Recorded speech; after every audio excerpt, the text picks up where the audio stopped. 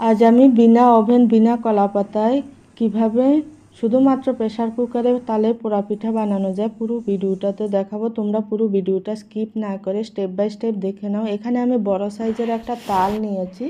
তালটাকে প্রথমে খোসা ছাড়িয়ে এরকম একটা গ্রেটার দিয়ে ঘষে ঘষে তালের পিউরিটা বের করে নেব। এভাবে গ্রেটার দিয়ে ঘষে ঘষে তালের পিউরি বের করলে খুব তাড়াতাড়ি তালের পিউরিটা বের করা যায়।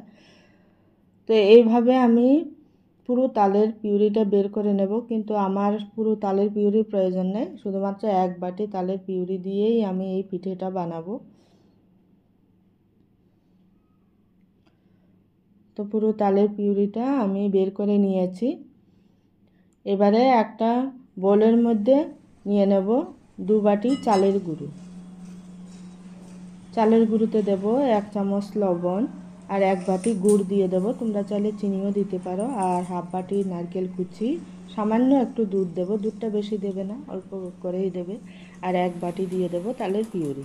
সব কিছু মিশিয়ে এবার ভালো করে ব্যাটারটাকে ফেটিয়ে নেব। এবারে গ্যাসে একটা প্রেসার কুকার প্রিহিট করে নেব। তারপরে প্রেসার কুকারে দিয়ে দেব 2 চামচ সাদা তেল।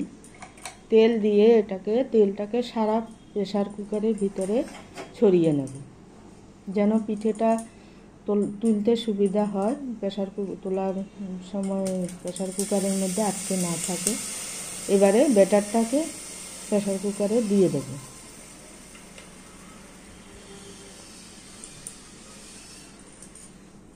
প্রেসার কুকারে দিয়ে এবার কিছু উপর থেকে কাজু কিশমিশ দিয়ে সাজিয়ে দেব।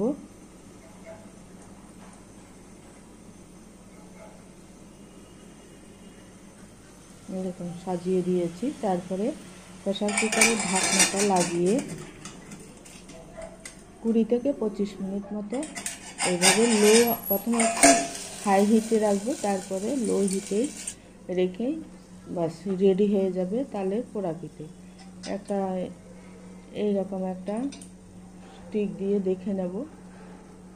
প্রথমে তো হয়নি, আরও 5 মিনিট মতো একটু হিট করে নেব। আরও 5 মিনিট মতো লো আছে রেখে দিলেই বাস রেডি হয়ে গেল তালের পোড়া পিঠে।